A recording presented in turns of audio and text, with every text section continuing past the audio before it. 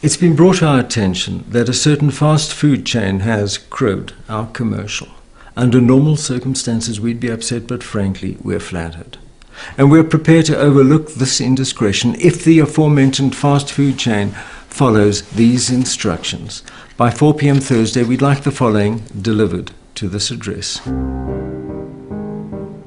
62 lemon and herb half chicken and chips with coleslaw, 12 kids meals with chips and toys, 74 hot sticky toffee puddings, 74 assorted cold drinks, and a Portuguese salad.